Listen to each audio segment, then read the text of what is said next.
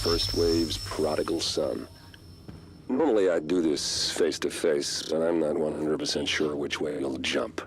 You act one way when Ms. Lau is watching, and another way entirely when you're off the leash.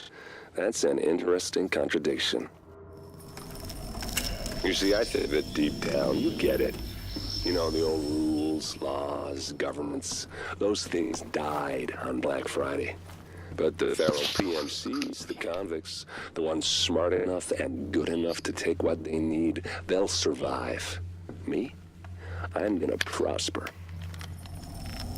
Oh, you could too, but you took an oath, right? You got a duty. Those are both ways of saying that your conscience is fucking you. You ask yourself, who has earned a right to tell you what to do?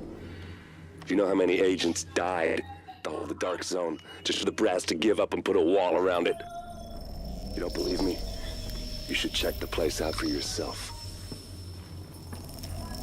But the people you're working for, they're irrelevant now.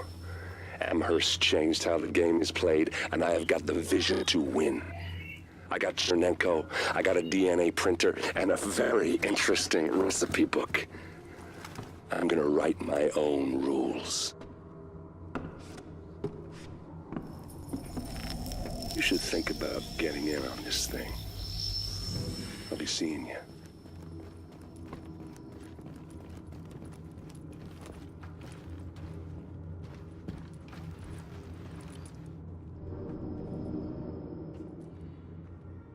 Agent, the information you found in that lab was the crown jewel. I think we can break this thing now. But we've got some more information. A voice from the grave. Listen to what Amherst has to say.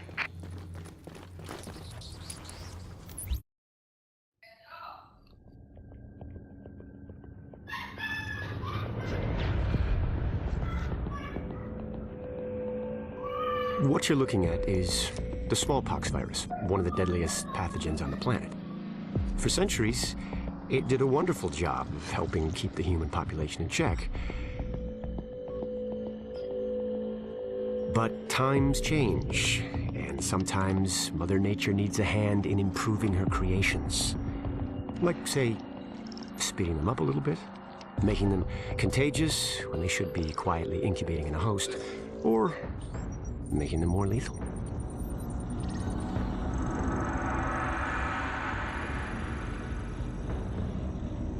I didn't come up with the approach on my own. My friend Vitaly is one of the pioneers in the field, and the idea has been around for years. Genome as data. You see, once we digitized DNA, we made it infinitely mutable. We could do 1,000 virtual variations in the time it used to take to grow a one-lab-grade generation of pathogens. And we could pick the best, most lethal combinations and make them real. That's how you make a killer virus, you see. Mix in genetic code from other diseases, and you move the sliders all the way up on lethality and virulence. The goal was a 90% mortality rate. I'm not sure my green poison is going to quite hit that, but honestly, that's just details.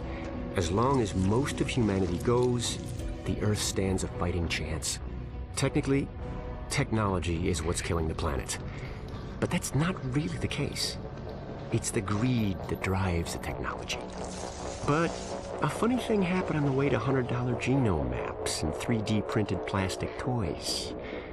Someone figured out those technologies could be repurposed, modified for the greater good. Me. Now, my virus is going to do what nature's always done. Decide who lives and who dies. And if nature decides I die, then I die.